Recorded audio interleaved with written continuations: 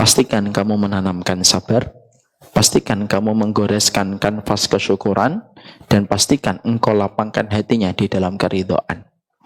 Kalau itu 3 perkara yang sudah kita chip in, kita tanamkan pada kanvas jiwa anak kita, apapun ilmu yang mereka peroleh, mau itu arsitektur, mau itu bisnis, mau itu kedokteran, semua itu akan berubah menjadi anugerah ketika dikelola sama hati seorang anak yang telah memiliki kesabaran, kesyukuran, dan keridhaan.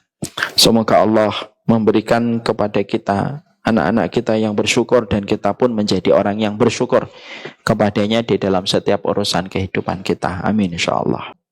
Apa yang menyebabkan orang begitu mudah depresi, begitu mudah frustasi, sampai Nabi mengabarkan tidak terjadi hari kiamat, sampai orang ketika melewati kuburan, orang itu berandai-andai supaya dia mati dan supaya dia menempati tempat sahabatnya yang sudah meninggal dunia. Kata Nabi, la taqumus sa'ah hatta yamurru rajul qabra akhihi fayaqulu laitani makanahu. Nabi mengatakan tidak akan terjadi hari kiamat sampai beratnya setiap masalah yang didapati manusia pada saat itu. Sampai setiap orang ketika melewati kuburan dan dia melihat gundukan tanah yang sudah meninggal dunia, orang itu berkata, cobalah saya mati dan menempati tempat yang dihuni oleh temanku yang sudah mati. Kenapa banyak orang itu mudah frustasi dan mudah depresi pada akhir zaman? Setidaknya ada 3. Karena ego yang begitu tinggi, karena ambisi yang tidak ada habisnya, dan yang ketiga karena panjang angan-angan tanpa berusaha mengendalikan angan-angan itu di dalam kehidupan. Kalau kita egonya sudah tinggi, pasti mudah kita depresi. Kalau kita sudah ambisi pada kehidupan kita, pasti tidak akan mengenal kata henti dan kata finish pada setiap ambisi kita. Dan kalau kita sudah panjang angan-angan itu tidak ada yang menyadarkan kecuali tanah yang menyumpal mulutnya. Dan itulah yang menjadikan kita khawatir. Kita ini khawatir kalau kita mudah depresi dan frustasi pada akhir zaman.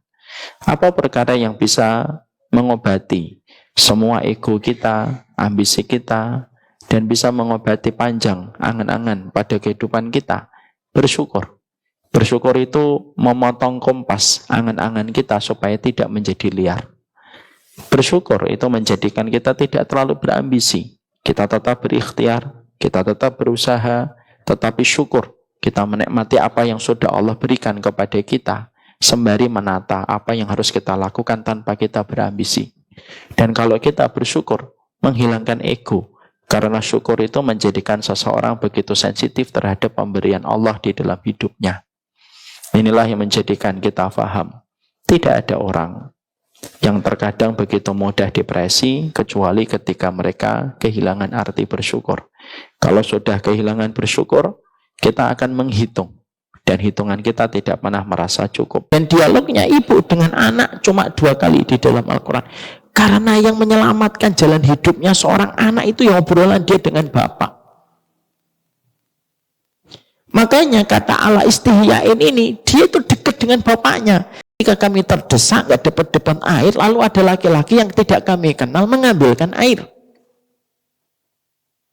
Anak ini karena percaya sama bapaknya, dia cinta sama bapaknya. Itu tanda kalau kita sudah betul-betul hangat dalam keluarga kita. Makanya tidak boleh Bu, ada seorang anak perempuan itu jauh dari bapaknya, itu tidak boleh. Kalau dia sudah jauh dari anak perempuannya, dia sendiri yang menjerumuskan anak perempuannya. Nanti kalau terjadi apa-apa dengan anak perempuannya, jangan nyalain istri dulu. Kamu sih jadi ibu tidak bisa, tidak ngerti. Ikan itu busuknya dari kepala. Ikan itu busuknya dari kepala. Makanya ngobrol dengan anak itu penting sekali. Apalagi kalau anak sudah menyampaikan hal-hal detail seperti mimpi, itu sudah salah satu kunci sukses kita. Makanya saya pernah datang kepada guru saya itu ngomong begini. Kalau anakmu mimpi apapun dan tidak cerita kepada kamu, itu musibah. Karena harusnya mimpi itu kelihatan. Semuanya dialognya para anak yang kelak menjadi rasul itu mimpi yang diceritakan kepada bapak. Nabi Yusuf kepada bapaknya Yakub. Ibrahim dengan Ismail, mimpi yang diceritakan. Dan terjadi dialog hangat antara Ibrahim dengan Ismail, mimpi yang diceritakan. Makanya quality time itu penting sekali. Quality time kita bukan hanya kepada bapak ibu, suami istri, tapi sama anak ini quality time-nya penting sekali. Ambil sebuah contoh. Ada orang minum congyang, tahu congyang kan? Minum congyang, baru 1 teguk muntah. Ada orang minum congyang 3 botol tidak muntah. Mana yang lebih berbahaya? Mana lebih berbahaya Pak Muhammad? 10 miliar kan tadi ya? Yang mana lebih berbahaya Pak? Yang 3 botol tidak muntah. Kenapa? Dia akan istiqomah minum congyang. Kamu minum congyang ya? Ya minum alkohol. Muntah saya. Saya muntah 3 hari 3 malam, saya pusing kepala saya. Saya tidak bisa kerja. Padahal cuma minum seteguk doang. Maka ketika dia ditawarin lagi alkohol, mikir-mikir dia, 3 hari muntah saya. Yang bahaya itu yang 3 botol. Kalau saya sih alhamdulillah tidak mabuk. Akhirnya tiap malam dia mabuk. Bahaya atau tidak bahaya? Bahaya. Orang kok makan riba, hidupnya baik-baik aja, bahaya. Itu malah bahaya Pak. Wah ini ada makan riba Ustadz rentenir tapi hidupnya baik, berulang-ulang haji padahal rentenir dia. Itu yang bahaya. Sentilannya nggak ketika hidup, sentilannya ketika meninggal. Nah, itu yang kita khawatirkan. Tapi tidak usah nanti bapak ngomong langsung. Kalau mau mendakwai nggak gitu, pelan-pelan. Nggak usah ngomong, kamu ini bahaya. Jangan gitulah. Dakwah itu ada tahapan dan ilmunya. Bagaimana jika seorang istri mencari rezeki di luar rumah karena suami cukup rezeki tapi pelit kepada istri? Tadi buka apa sih anak saya gitu? Dibuka histori, Bu. Kaget dia mendapati historinya itu apa? Historinya itu konten pornografi. Anak perempuan 7-8 tahun. Kaget, bingung, nangis, seakan dunia runtuh. Karena ini orang ngaji. Apa sedekah yang paling afdal ya Rasulullah? Ijril ma, alirkan air. Ya, walaupun memang air itu pada saat itu memang lagi paceklik, tapi memang mengalirkan air itu luar biasa kedudukannya. Luar biasa. Air itu memberi air itu luar biasa Pak. Makanya Bapak kalau ada kajian ngasih air, itu pahalanya besar. Kalau kemudian ada pondok butuh pengairan, cukupi cover. Ada tamu kasih air, dawet, nah itu.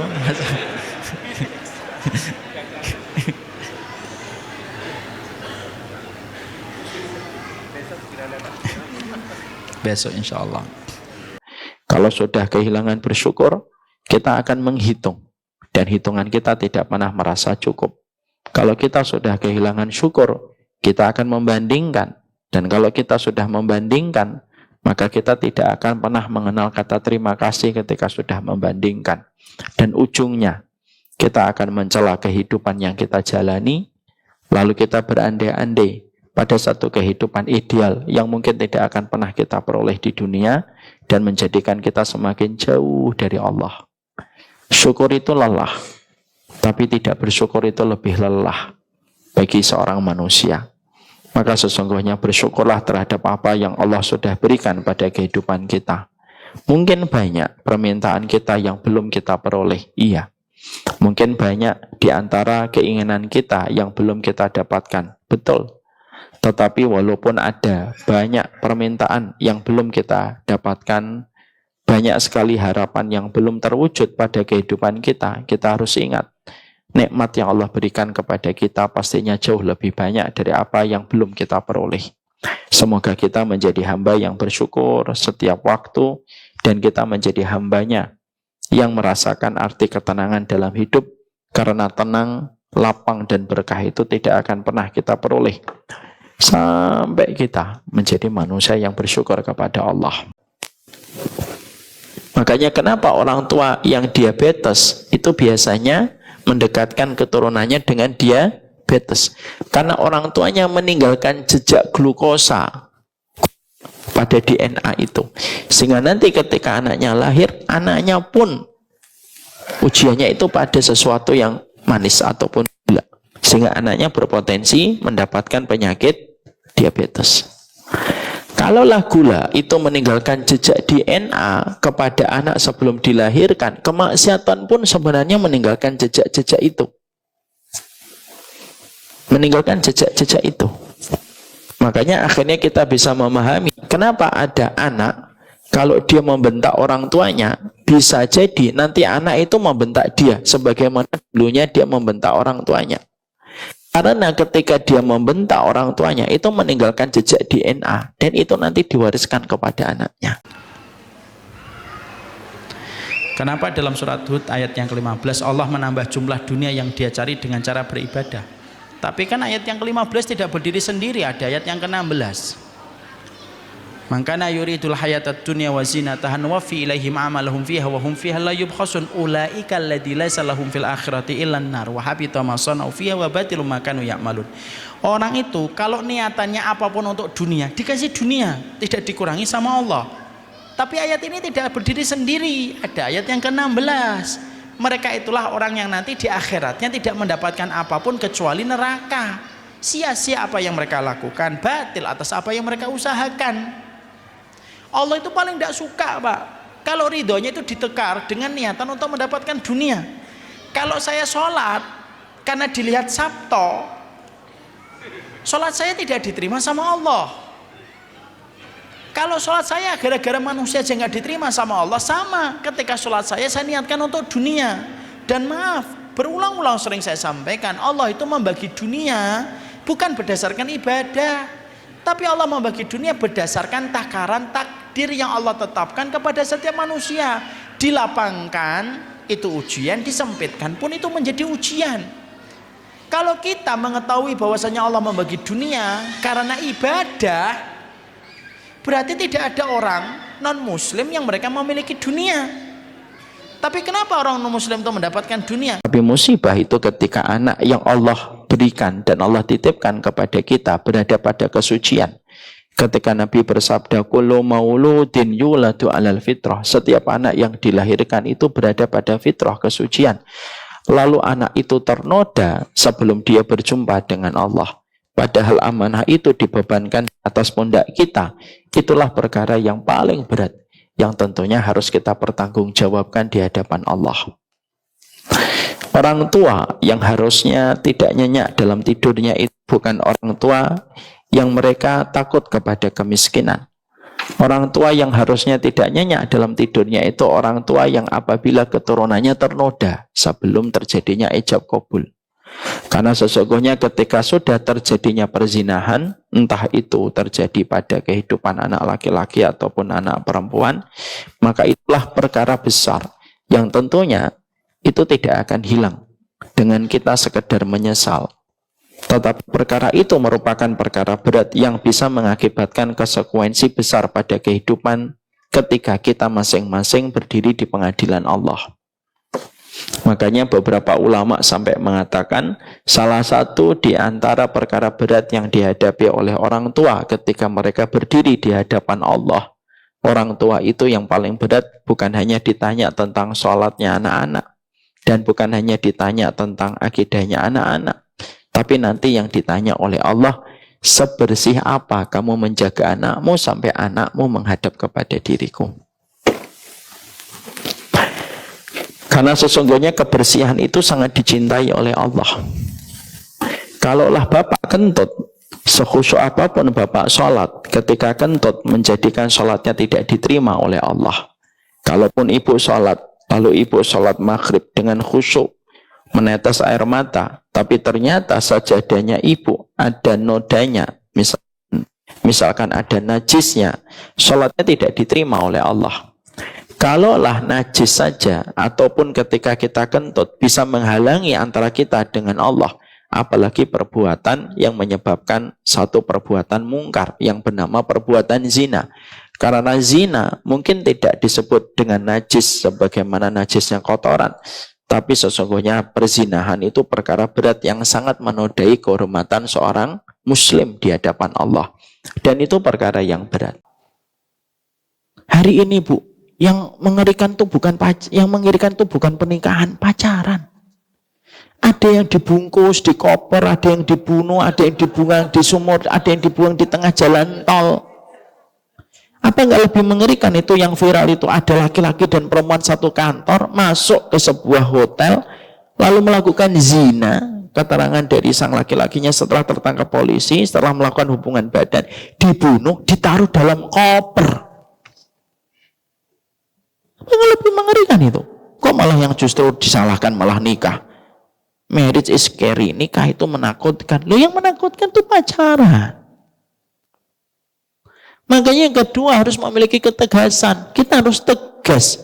Kalau kamu suka, datang ngomong baik-baik. Kalau memang kamu enggak ini, ya sudah nanti aja, enggak usah kamu ini kan. Makanya harus tegas. Harus ada yang jadi kucing, harus ada yang jadi macan. Kenapa kamu anuin si Rini? Rini anak saya. Iya Pak, saya pengen ngajak. Suka, sudah. Gimana kita bicarakan baik-baik? Duduk di sini, ayo ngobrol. Itu yang caranya itu jelas. Kita memiliki budaya. Itulah budayanya kita, seorang muslim. Yang ketiga, para ulama lalu mengatakan kepada kita, kenapa banyaknya masalah berzina itu? Al-maghalatu fi zawad. Biaya nikah yang terlalu mahal itu biasanya juga menyebabkan terjadinya perzinahan. Orang kalau menikah walimahnya harus 100 juta, harus 500 juta. Bagi yang mampu, tidak apa-apa. Tapi bagi yang tidak mampu dipaksakan itu jangan. Makanya sekarang ketika ada tren anak-anak Gen Z menikah di KUA, itu saya senang. Kenapa? Ada yang cocok nikahnya cuma di KUA, ada yang memang cocoknya karena keluarganya mungkin koleganya banyak, mungkin di gedungnya tidak apa-apa. Tapi jangan dipaksakan untuk sama. Ukuran kita dalam pernikahan untuk anak-anak kita itu tidak sama ukurannya. Makanya jangan menetapkan standar terlalu tinggi di dalam pernikahan. Ketika keluarga-keluarga yang datang kepada kita konsultasi, ketika suaminya berzina dan selingkuh,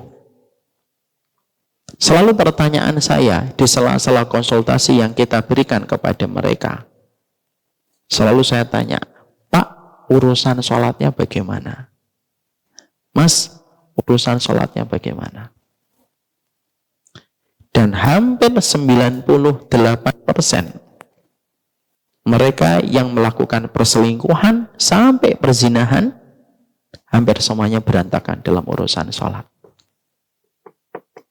Betul kata Allah di sini. Jadi urusan sholat itu berat. Makanya maaf ya, perselingkuhan itu selalu saya bagi jadi dua, Bu. Kalau perselingkuhan tidak sampai zina, ini masih ada harapan besar. Tapi kalau perselingkuhan sudah sampai zina, ini berat menyelesaikan. Saya memang pelit, supaya menjadi tabungan engkau, wahai permata hatiku. Gitu.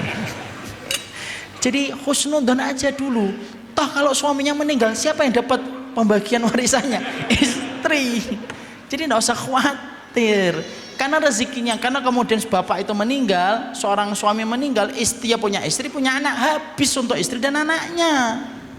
Selama ibu masih diberikan kecukupan, makan 3 kali 1 hari diberi, kemudian makan mie ayam ya dikasih, mendoan ya dikasih. Kalau itu masih dicukupi sudah.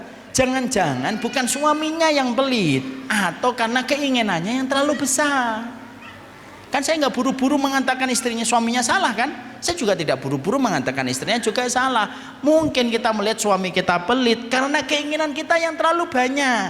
Akhirnya kita menerjemahkan suami kita pelit. Selalu ada alasan terbaik untuk pasangan hidup kita. Siapa orang yang paling berhak dengan prasangka baiknya kita? Suami kita dan istri kita lah. Nah, itulah berikan prasangka yang terbaik. kewajiban nafkah suami. Masya Allah. Jika istri bekerja dan pendapatan lebih besar, apakah uang suami wajib diberikan kepada istrinya? Ketika Imam Syafi'i mengatakan az-zina tainun wa qada'uhu fi ahlihi, zina itu utang dan cara membayar hutang itu nanti di antara keluarganya ada yang dizinai ataupun ada yang berzina.